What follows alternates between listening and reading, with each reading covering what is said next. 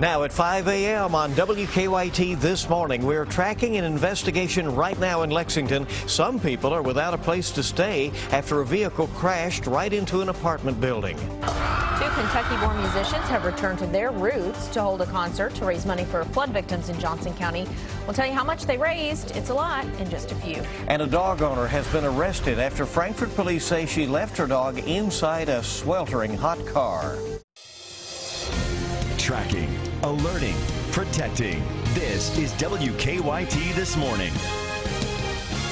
Good morning from the WKYT News team, and welcome in on this Thursday. I'm Bill Bryant. And I'm Rebecca Smith. Hope you're having a great day before Friday. I know I am. Yesterday was amazing. Michael was so right when he called it the pick day because it was awesome. Because we come in so early, we get out of here a little bit early. So I got to sit in the sunshine a little bit yesterday afternoon. Oh, yeah. It was nice. It was nice. Nice little breeze. Found myself snoring, It'll happen. It's one of those days yesterday where you could have the sun shining on you. Temperatures were right there around 80 to about 85 degrees, but that humidity was way down. I mean, we felt it. We took a nice little walk around the neighborhood and didn't even sweat yesterday. So there you go. There's some good news. First Alert Defender Live Radar.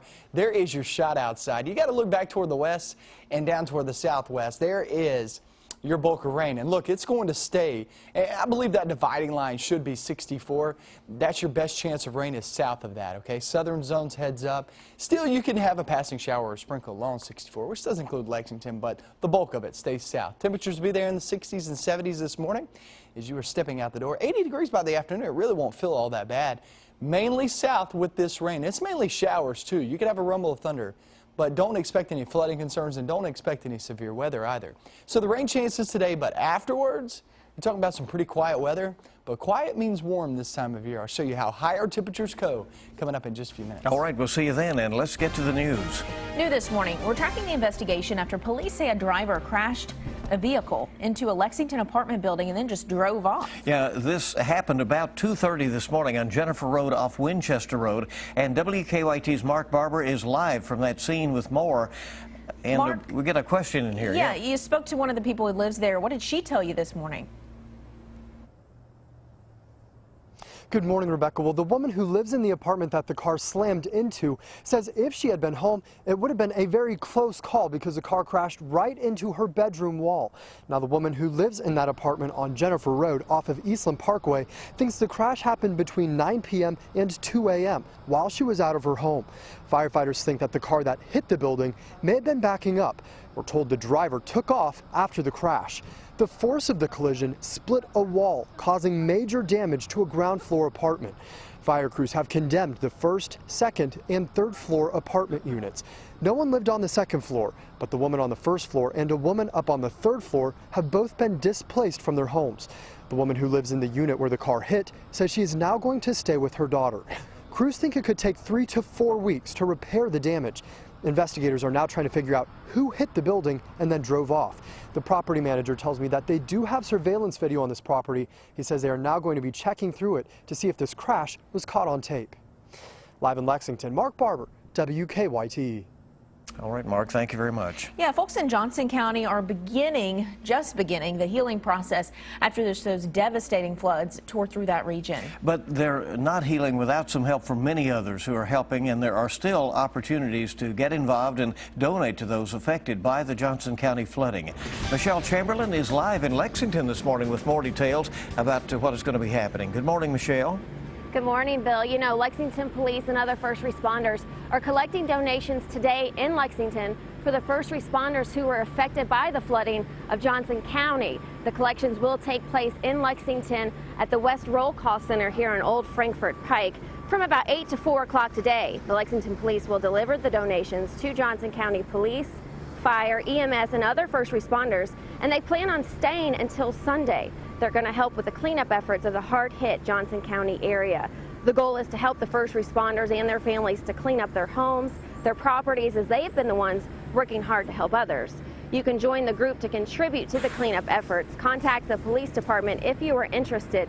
They will be leaving today at 6. Now, if you can't volunteer your time, remember, donations are extremely helpful too. The department is asking for donations of gift cards and cleaning supplies. Now, once again, the drop-off location is here at the West Roll Call Center on Old Frankfort Pike. They will be collecting from 8 to 4 o'clock today. Live in Lexington, Michelle Chamberlain, WKYT. All right, Michelle, and hopefully lots of folks will help out. And country music duo Sunday Best came back to their roots in Kentucky for a special concert to help out flood victims as well. And the results are in. That concert raised about $50,000 for relief efforts. The duo, along with country music singer Tyler Childers, played at Johnson Central High School last night in the parking lot. And many who attended say the concert was not just about raising money, it was about raising spirits too. People have lost everything, you know, kind of first chance of actually getting out and getting to talk to a few people, telling their stories, and just bringing the community together as a whole, again, pulling everything back together. Hundreds were affected when those floods moved through the region. As those donations roll in, there's a new home for them arriving in Johnson County. Last week, Johnson Central High School had been the distribution hub for the donations, but now let's move to a warehouse near the Big Sandy furniture store in Paintsville. The folks from All Hands Volunteers have also arrived to help. They've been in Johnson County since Sunday. And people in neighboring Magoffin County are also helping out flood victims. The Magoffin County School District has organized a donation drive. School leaders say when a tornado hit Magoffin County back in 2012, many children were left with nothing until others stepped in to help. So people in Magoffin County have already donated notebooks, pens, backpacks, items like that for children in Johnson County. The first day of school in Johnson County is August 4th. That's less than 2 weeks away. Well, a dog died after Frankfort police say it was left in a hot car. Now they've arrested that dog's owner. Frankfort police charged 27-year-old Stephanie Tyler with second-degree animal cruelty.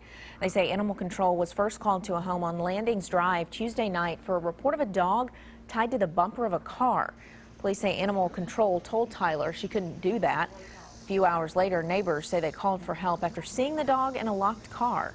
My mother-in-law went to take trash out and asked if they seen the dog, if that was a dog in there, and we told her, yeah. He was panting real hard, didn't have no food or water. And I picked up the phone, called the dog warden. Just awful. Well, Frankfort police say by the time they arrived, that dog was unresponsive.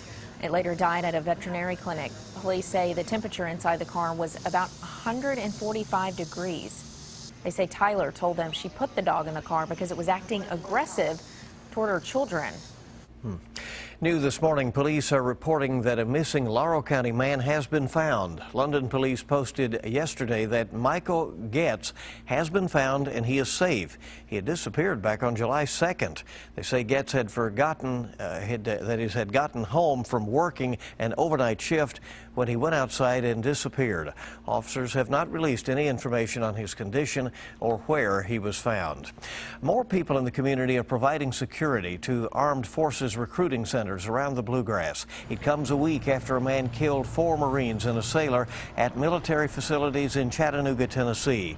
Guns are not allowed at armed forces career centers, so now Houstonville Police Chief Fred McCoy and other armed volunteers are standing guard at the career center in Danville. If there is an intent and they see somebody here with weapons, guess what? They're going to go somewhere else because they're cowards. The no weapons rule is only at federal facilities. Governor Steve Beshear says National Guard soldiers in Kentucky are allowed to carry licensed concealed weapons. New this morning, an Anderson County mother and daughter have been charged with meth possession. The Anderson News reports 42-year-old Dusty Disney and her 19-year-old daughter Lauren Disney were found in their Lawrenceburg home with the drugs during a welfare check. Officers say Lauren's 2-year-old child was in the home at the time. A man at the home, Anthony Simpson, was charged with drug trafficking. A former deputy in Wayne County has been indicted on theft charges. The Wayne County grand jury indicted Micah Morrow. Investigators say between May 27th and June 17th, Morrow kept a firearm and other items that were supposed to be stored as evidence. Along with theft, Morrow is charged with abuse of public trust. He turned himself in yesterday, but jail workers say he has already posted bond.